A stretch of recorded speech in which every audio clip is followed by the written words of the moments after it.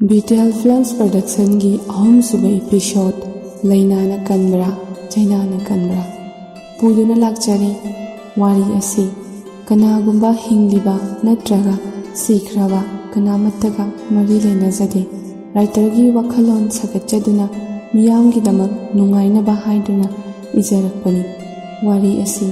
लिजरकपा मतमदा सोइखिलानखिबा यावरबसु नौजरीबी नरेटरनि खंदुना ꯉꯥꯛꯄꯤꯅꯕ ꯍꯥꯏꯖꯔꯤ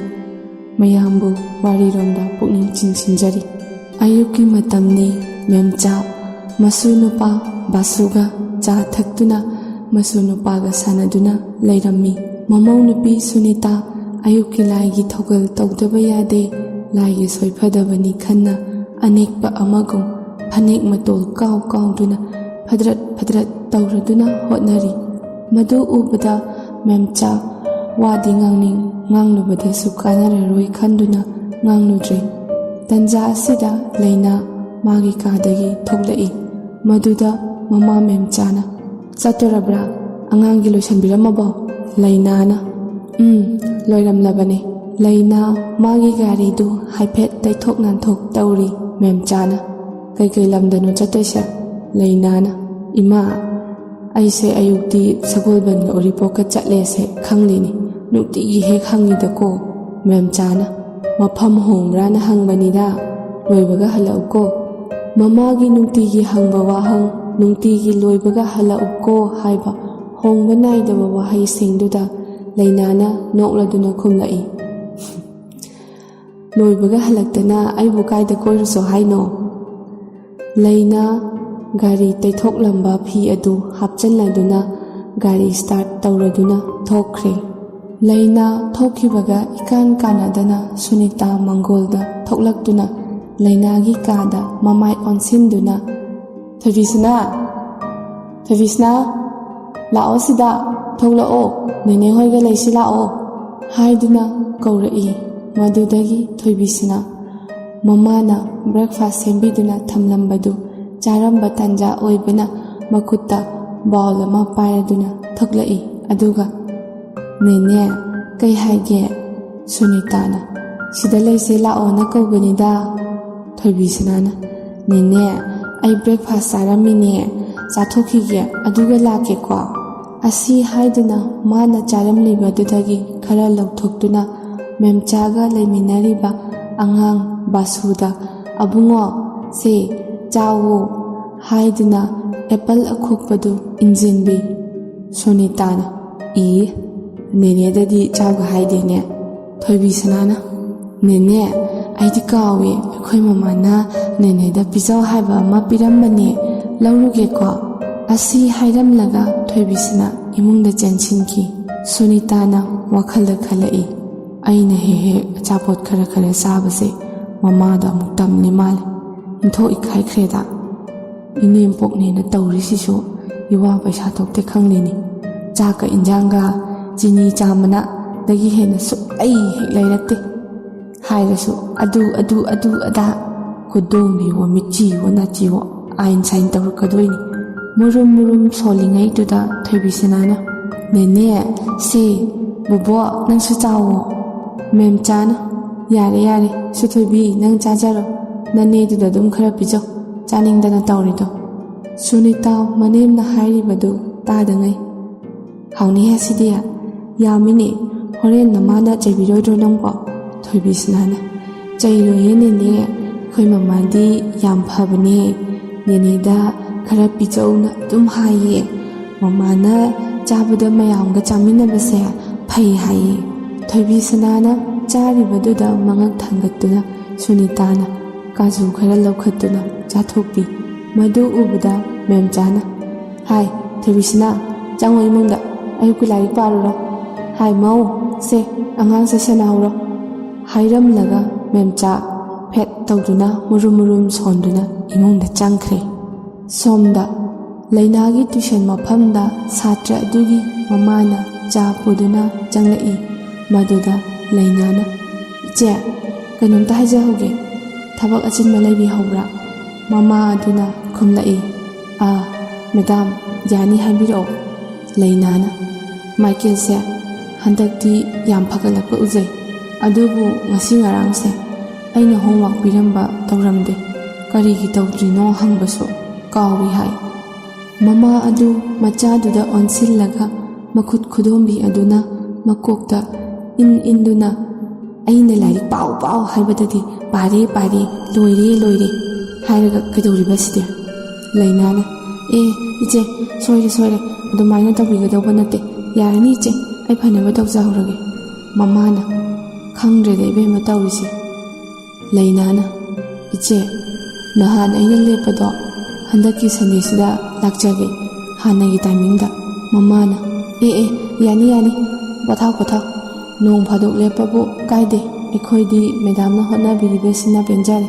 ꯂꯥꯛꯀꯅꯨꯀꯣ ꯏꯕꯦꯝꯃ ꯐꯖꯅ ꯄꯣꯊꯥꯕꯤꯌꯨ꯫ ꯂꯩꯅꯥꯅ ꯍꯣꯏ ꯏꯆꯦꯅ ꯌꯥꯗ꯭ꯔꯕꯅꯤꯅ ꯂꯥꯛꯑꯔꯣꯏꯒꯦ꯫ ꯃꯃꯥꯅ ꯍꯣꯏ ꯐꯖꯅ ꯃꯈꯥ ꯆꯠꯊꯔꯣꯀꯣ꯫ ꯂꯩꯅꯥꯅ ꯍꯣꯏ ꯏꯆꯦ꯫ ꯃꯃꯥ ꯑꯗꯨ ꯊꯣꯛꯈ꯭ꯔꯕꯗ ꯃꯥꯏꯀꯦꯜꯗ ꯑꯣꯟꯁꯤꯟꯗꯨꯅ ꯍꯥꯏꯔꯛꯏ, ꯁꯦ ꯃꯦꯗꯥꯝ ꯋꯥ ꯍꯥꯏꯒꯦ, ꯅꯪꯅ ꯍꯣꯝꯋꯥꯔꯛ ꯇꯧꯗ꯭ꯔꯤꯕꯁꯦ ꯀꯔꯤꯒꯤꯅꯣ ꯐꯖꯅ ꯍꯥꯏꯌꯨ, ꯑꯩ ꯀꯩꯁꯨ ꯉꯥꯡꯂꯣꯏꯌꯦ꯫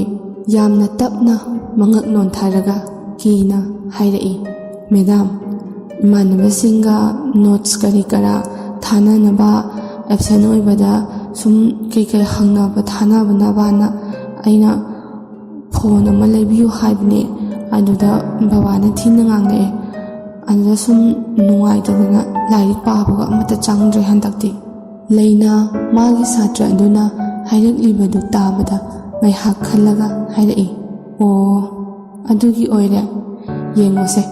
ꯑꯩ ꯋꯥ ꯍꯥꯏꯒꯦ, ꯅꯪ ꯍꯧꯖꯤꯛ ꯀ꯭ꯂꯥꯁ 9 ꯀꯥꯕꯗ ꯉꯥꯏꯔꯤ ꯅꯠꯇ꯭ꯔꯥ? ꯅꯁꯥꯒꯤ ꯐꯣꯟ ꯑꯃ ꯄꯥꯏꯖꯕ ꯌꯥꯗ꯭ꯔꯤ, ꯍꯥꯏꯕꯗꯤ ꯅꯈꯣꯏꯗꯤ ꯍꯧꯖꯤꯛ ꯋꯥꯈꯜ ꯃꯦꯆ꯭ꯌꯣꯔ ꯑꯣꯏꯗ꯭ꯔꯤ, ꯑꯗꯨꯅ ꯑꯗꯨꯛꯀꯤ ꯃꯇꯤꯛ ꯔꯤꯛꯁ ꯌꯥꯝꯅ ꯆꯥꯎꯋꯤ ꯐꯣꯟ ꯄꯥꯏꯕ ꯍꯥꯏꯕꯁꯦ꯫ ꯑꯗꯣ ꯅꯪꯅ ꯄꯥꯎ ꯐꯥꯎꯅꯅꯤꯡꯕ ꯂꯩꯔꯁꯨꯅꯦ, ꯕꯕꯥꯒꯤ ꯐꯣꯟ ꯃꯃꯥꯒꯤ ꯐꯣꯟ ꯂꯩꯕꯗꯨꯗ ꯄꯥꯎ ꯐꯥꯎꯅꯔꯁꯨ ꯌꯥꯏ, ꯍꯪꯉꯁꯨ ꯌꯥꯏ, ꯑꯗꯨꯒ ꯑꯩꯒꯤ ꯐꯣꯟꯁꯤꯗꯒꯤ ꯅꯪꯅ ꯍꯪꯅꯤꯡꯕ ꯅꯪꯒꯤ ꯅꯃꯥꯟꯅꯕꯤꯁꯤꯡꯗ ꯂꯣꯏ ꯍꯪꯕꯁꯨ ꯌꯥꯏꯀꯣ꯫ ꯃꯥꯏꯀꯦꯜꯅ ꯃꯦꯗꯥꯝ ꯏꯃꯥꯟꯅꯕꯁꯤꯡꯗꯤ ꯑꯌꯥꯝꯕ ꯂꯣꯏ ꯄꯥꯏꯅꯔꯦꯗ꯫ ꯂꯩꯅꯥꯅ ꯑꯗꯨꯗꯤ ꯋꯥ ꯍꯥꯏꯒꯦ, ꯀ꯭ꯂꯥꯁ 9ꯒꯤ ꯐꯥꯏꯅꯦꯜ ꯑꯦꯛꯖꯥꯝꯁꯦ ꯀꯨꯏꯗ꯭ꯔꯦꯗꯅ, ꯉꯁꯤꯗ ꯅꯪꯅ ꯔꯦꯡ 5 ꯐꯥꯎꯕꯒꯤ ꯃꯅꯨꯡꯗ ꯆꯜꯂꯛꯂꯕ ꯕꯕꯥꯗ ꯑꯩ ꯍꯥꯏꯕꯤꯒꯦ, ꯑꯗꯨꯒꯤ ꯔꯤꯛꯁꯇꯣ ꯑꯩ ꯄꯨꯒꯦ, ꯑꯗꯨ ꯌꯥꯕ꯭ꯔꯥ? ꯈꯟꯊꯔꯨꯕ ꯇꯧꯗꯅ ꯑꯉꯥꯡꯒꯤ ꯋꯥꯈꯜ ꯑꯣꯏꯕꯅ ꯈꯨꯝꯂꯛꯏ, ꯍꯣꯏ ꯃꯦꯗꯥꯝ ꯌꯥꯏꯌꯦ꯫ ꯁꯣꯝꯗ ꯄꯨꯔꯦꯝꯕꯒꯤ ꯌꯨꯝꯅꯤ ꯃꯃꯥ ꯏꯕꯦꯝꯃ ꯏꯟꯗꯨ ꯃꯆꯥꯅꯨꯄꯥ ꯉꯁꯤꯒꯤ ꯕ꯭ꯔꯦꯛꯐꯥꯁ ꯆꯥꯕꯒ ꯊꯣꯛꯂꯛꯇꯕꯗꯨꯗ ꯃꯆꯥꯒꯤ ꯀꯥꯗ ꯆꯪꯂꯛꯏ꯫ ꯃꯃꯥꯅ ꯆꯪꯂꯛꯂꯤꯕꯗꯨ ꯃꯆꯥꯗꯨ ꯀꯔꯤꯃꯠꯇ ꯈꯪꯗꯅ ꯐꯛꯂꯥꯡꯗ ꯌꯦꯡꯂꯝꯂꯤꯕ ꯃꯥꯏꯀꯩ ꯑꯗꯨꯗꯒꯤ ꯃꯤꯠꯐꯝ ꯍꯣꯡꯗꯦ꯫ ꯃꯗꯨ ꯎꯕꯗ ꯏꯟꯗꯨ ꯉꯛꯅ ꯋꯥꯈꯜꯗ ꯈꯜꯂꯤ, ꯀꯔꯤꯅꯣꯅꯦ ꯉꯁꯤꯁꯤꯕꯣ, ꯑꯩꯒꯤ ꯏꯆꯥꯁꯤꯕꯨ ꯂꯥꯏꯒ ꯎꯅꯔꯕ ꯖꯥꯠꯂꯥ? ꯍꯥꯏꯔꯗꯨꯅ ꯃꯆꯥꯗ ꯑꯣꯟꯁꯤꯟꯗꯨꯅ ꯏꯕꯨꯡꯉꯣ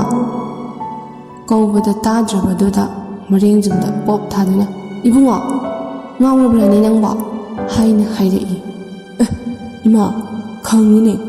ꯆꯪꯂꯛꯑꯗꯤ ꯅꯣꯛ ꯇꯧꯔꯛꯎ ꯌꯥꯗ꯭ꯔꯣ? ꯏꯟꯗꯨꯅ ꯅꯣꯛꯇꯒꯤ ꯍꯦꯟꯕꯅꯤ ꯑꯩꯅ ꯅꯅꯥꯛꯇ ꯂꯦꯞꯂꯒ ꯂꯤꯁꯤꯡꯅ ꯀꯧꯔꯤꯁꯦ, ꯁꯤ ꯐꯥꯎꯕ ꯇꯥꯗ꯭ꯔꯦ? ꯅꯠꯇꯦ ꯅꯪꯕꯨ ꯀꯩꯗꯧꯔꯒꯦ? ꯕ꯭ꯔꯦꯛꯐꯥꯁ ꯆꯥꯕꯒ ꯑꯝꯇ ꯊꯣꯛꯂꯛꯇ꯭ꯔꯦ? ꯄꯨꯔꯦꯝꯕꯅ ꯏꯃꯥ ꯉꯁꯤꯁꯦ ꯑꯩꯁꯦ ꯂꯥꯝꯕꯒ ꯑꯃꯠꯇ ꯐꯥꯎꯗ꯭ꯔꯦꯗ, ꯃꯤꯠꯁꯤꯗ ꯅꯨꯄꯤ ꯑꯃ ꯑꯗꯨꯝ ꯎꯗꯨꯅ ꯂꯩꯔꯦ꯫ ꯄꯨꯔꯦꯝꯕ ꯍꯥꯏꯒꯩ ꯍꯥꯏꯗꯣꯛꯂꯨꯔꯒ ꯏꯀꯥꯏꯗꯨꯅ ꯃꯨꯔꯨꯝ ꯁꯣꯜꯂꯤ꯫ ꯀꯔꯤꯅꯣꯅꯦ ꯑꯩꯅ ꯏꯃꯥꯗ ꯍꯥꯏꯔꯨꯔꯤꯕ ꯋꯥꯁꯤꯕꯣ ꯍꯥꯏꯗꯨꯅ ꯃꯀꯣꯛꯇ ꯃꯇꯣꯝꯇ ꯇꯞꯅ ꯊꯥꯖꯤꯟꯖꯩ꯫ ꯏꯟꯗꯨꯅ ꯀꯔꯤꯅꯣ ꯍꯥꯏꯔꯤꯁꯤꯕꯣ? ꯍꯦꯂꯣꯏ ꯁꯣꯏꯗꯅ ꯑꯣꯏꯔꯝꯂꯅꯤ, ꯃꯤꯠꯇ ꯑꯗꯨꯝ ꯎꯗꯨꯅ ꯂꯩꯕ꯫ ꯅꯠꯇꯦ ꯅꯪꯕꯨ ꯉꯔꯥꯡ ꯀꯥꯏ ꯆꯠꯂꯨꯒꯦ? ꯄꯨꯔꯦꯝꯕꯅ ꯑꯁ ꯌꯥꯔꯁꯤ ꯏꯃꯥ, ꯑꯩ ꯀꯩꯝ ꯆꯠꯇꯦ, ꯆꯠꯂꯣ ꯆꯥꯛꯇꯣ ꯂꯣꯏꯁꯜꯂꯨꯔꯣ, ꯆꯥꯛ ꯑꯣꯏꯅ ꯆꯥꯔꯒꯦ꯫ ꯏꯟꯗꯨ ꯃꯆꯥꯒꯤ ꯃꯅꯥꯛꯇ ꯐꯝꯊꯔꯛꯏ, ꯑꯗꯨꯒ ꯏꯕꯨꯡꯉꯣ ꯅꯪꯅ ꯎꯔꯤꯕ ꯅꯨꯄꯤꯗꯨ ꯀꯔꯤ ꯐꯤꯖꯣꯜ ꯁꯦꯠꯂꯦ? ꯀꯃꯥꯏ ꯇꯧꯒꯦ? ꯏꯃꯥꯗ ꯑꯝꯇ ꯇꯝꯃꯨꯁꯦ꯫ ꯄꯨꯔꯦꯝꯕꯅ ꯏꯃꯥ ꯅꯪ ꯀꯔꯟ ꯌꯥꯝ ꯇꯥꯏ, ꯑꯩꯅ ꯎꯔꯤꯁꯤꯗꯤ ꯑꯁꯦꯡꯕ ꯃꯤꯅꯤ, ꯅꯃꯧ ꯅꯨꯄꯤ ꯑꯣꯏꯍꯟꯅꯤꯡꯗꯅ ꯎꯕꯒꯤ ꯋꯥꯅꯤ꯫ ꯑꯁꯤ ꯍꯥꯏꯔꯝꯂꯒ ꯄꯨꯔꯦꯝꯕ ꯏꯀꯥꯏꯔꯗꯨꯅ ꯀꯥꯗꯒꯤ ꯊꯣꯛꯈ꯭ꯔꯦ꯫ ꯑꯗꯨꯕꯨ ꯏꯟꯗꯨ ꯋꯥꯈꯜ ꯈꯟꯗꯨꯅ ꯂꯩꯍꯧꯏ, ꯃꯆꯥꯅ ꯍꯣꯡꯂꯛꯂꯤꯕꯁꯤꯅꯗꯤ ꯍꯩꯁ ꯃꯁꯛꯄꯨ ꯏꯟꯊꯣꯛ ꯎꯅꯤꯡꯈ꯭ꯔꯦꯗ, ꯑꯁꯨꯛ ꯀꯨꯏꯕꯁꯦ ꯅꯨꯄꯤ ꯄꯟꯕ ꯌꯥꯗꯕꯅꯤ꯫ ꯁꯣꯝꯗ ꯂꯩꯅꯥ tuition coaching mathang chatluraga ayuk anganbagi mathau loiduna yumda halai kada changlakpada machanupidu laik paduna leirami madu ubada machabu henna nungsiba phaujarai Lainana Chathubi Larik yam parage nangbo machanupina harauna khonjarai mama aidi mama lakpa takhaudre mama sigi poem se pharambane ba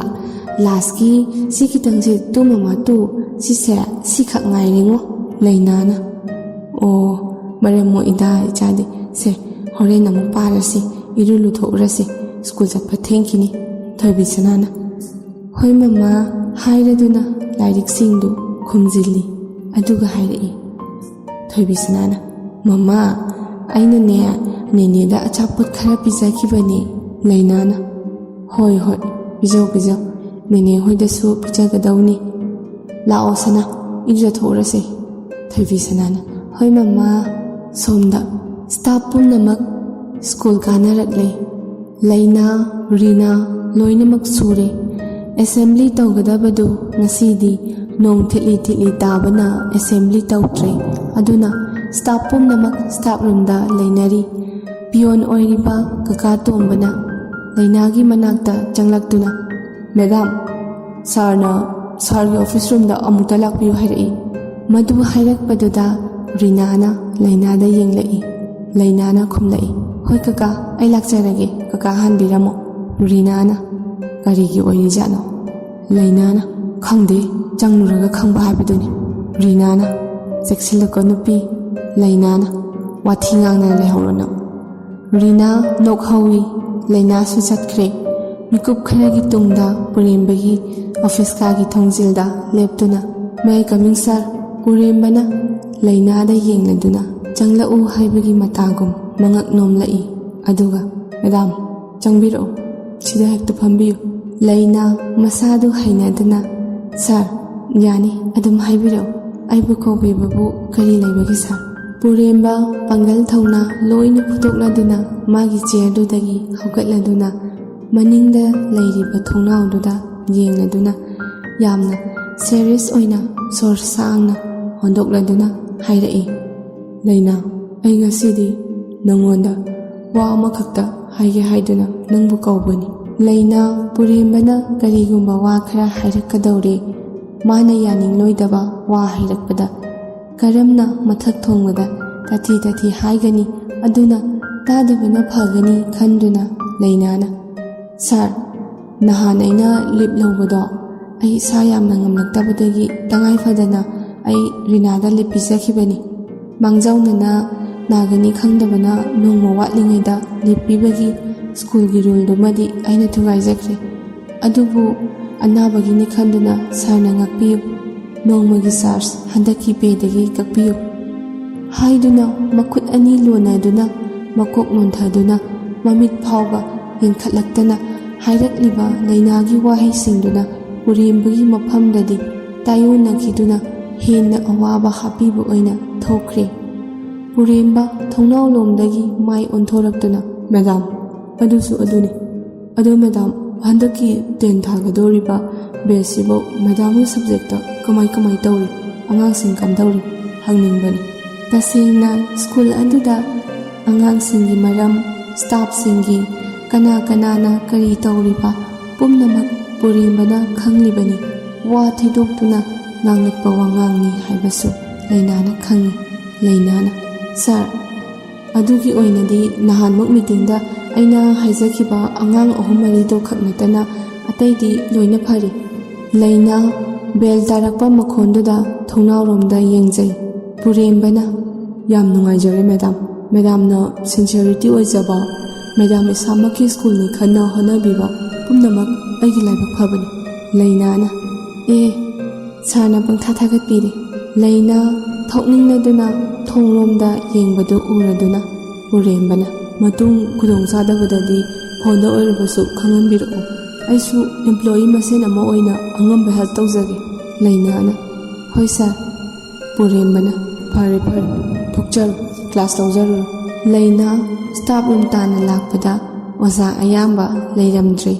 masu thuna yangna magi pogadaba kari no ꯄꯨꯔꯗꯨꯅ class ꯆꯪꯈ꯭ꯔꯦ꯫ ꯃꯥꯒꯤ class ꯆꯪꯅꯔꯨꯔꯒ ꯑꯍꯨꯝꯁꯨꯕ ꯄꯦꯔꯠꯇꯨ ꯔꯤꯅꯥꯁꯨ ꯂꯩꯅꯥꯁꯨ of ꯂꯩꯔꯝꯃꯤ꯫ ꯔꯤꯅꯥꯗꯤ ꯊꯥꯔꯤꯕ staff ꯔꯨꯝꯒꯤ ꯆꯤꯌꯔ ꯑꯗꯨꯗ ꯋꯥꯔꯤ ꯃꯇꯥꯒꯨꯝ kit ꯐꯝꯊꯩ꯫ ꯑꯗꯨꯒ ꯉꯁꯤ ꯋꯦꯗꯅꯁꯗꯦꯁꯦ ꯂꯩꯅꯥ ꯏꯕꯥꯅꯤ ꯑꯣꯞ ꯃꯥꯟꯅꯕꯅꯤ, ꯊꯣꯛꯂꯛꯇꯦꯅꯦ ꯃꯁꯤ ꯅꯨꯄꯤꯁꯦ꯫ ꯑꯩꯅ ꯃꯔꯣꯜ ꯑꯃ ꯉꯔꯥꯡꯒꯤ ꯈꯪꯅꯤꯡꯂꯤꯉꯩꯁꯤꯗ ꯉꯁꯤ ꯑꯃꯨꯛ ꯁꯥꯔꯅ ꯀꯧꯕꯒꯤ ꯃꯔꯝꯒ ꯄꯨꯟꯁꯜꯂꯦ ꯍꯥꯏꯗꯨꯅ ꯈꯨꯗꯥꯡꯗ ꯁꯤꯔꯤꯕ ꯘꯔꯤꯗꯨ ꯊꯥꯡꯒꯠꯇꯨꯅ ꯌꯦꯡꯉꯤ꯫ ꯀꯀꯥ ꯇꯣꯝꯕ ꯔꯤꯅꯥꯒꯤ ꯃꯅꯥꯛꯇ ꯆꯪꯂꯛꯇꯨꯅ, ꯃꯤꯁ ꯔꯤꯅꯥ, ꯀ꯭ꯂꯥꯁ 8ꯀꯤ ꯁꯕꯁꯇꯤꯇ꯭ꯌꯨꯠ ꯑꯃ ꯆꯪꯕꯤꯌꯨ ꯍꯥꯏꯍꯧꯋꯤ ꯁꯥꯔꯅ꯫ ꯔꯤꯅꯥ ꯍꯥꯏꯐꯦꯠ ꯈꯜꯂꯒ ꯑꯣ ꯍꯣꯏ ꯀꯀꯥ ꯑꯩ ꯆꯪꯂꯒꯦ ꯍꯥꯏꯔꯒ ꯍꯧꯒꯠꯂꯒ ꯊꯣꯛꯂꯛꯄꯗ ꯊꯣꯡꯖꯤꯟꯗ ꯂꯩꯅꯥ ꯂꯥꯏꯔꯤꯛ ꯈꯔ ꯄꯥꯏꯔꯗꯨꯅ ꯆꯪꯂꯛꯄꯗꯨꯒ ꯃꯄꯥ ꯆꯞ ꯆꯥꯅꯔꯦ꯫ ꯃꯗꯨꯗ ꯔꯤꯅꯥꯅ ꯁꯥꯎꯅꯤꯡꯕꯣꯏ ꯀꯩꯕꯣꯏ, ꯅꯪ ꯍꯣꯔꯦꯟ ꯕ꯭ꯔꯦꯛꯇꯗꯤ ꯂꯩꯗꯅ ꯆꯦꯟꯕ ꯌꯥꯕ꯭ꯔꯥ ꯌꯦꯡꯈꯤꯕ ꯈꯪꯅꯤꯕ ꯅꯪ꯫ ꯋꯥꯔꯤ ꯑꯁꯤ ꯃꯈꯥ ꯍꯥꯞꯆꯔꯛꯄꯗ ꯃꯇꯦꯡ ꯄꯥꯡꯕꯤꯕ ꯑꯣꯏꯅ ꯆꯦꯅꯦꯜ ꯑꯁꯤꯕꯨ ꯂꯥꯏꯛ, ꯁꯕꯁꯀ꯭ꯔꯥꯏꯕ ꯑꯃꯗꯤ ꯁꯦꯌꯔ ꯇꯧꯕꯤꯗꯨꯅ ꯃꯄꯨꯡ ꯐꯥꯕ ꯆꯦꯅꯦꯜ ꯑꯃ ꯑꯣꯏꯍꯟꯕꯤꯅꯕ ꯆꯦꯅꯦꯜ ꯑꯁꯤꯒꯤ ꯃꯥꯏꯀꯩꯗꯒꯤ ꯑꯃꯗꯤ ꯅꯔꯦꯇꯔ ꯑꯩꯍꯥꯛꯅꯁꯨ ꯍꯥꯏꯖꯔꯤ꯫ ꯃꯈꯥ ꯇꯥꯕ ꯏꯄꯤꯁꯣꯗ ꯉꯥꯏꯃꯤꯟꯅꯁꯤ꯫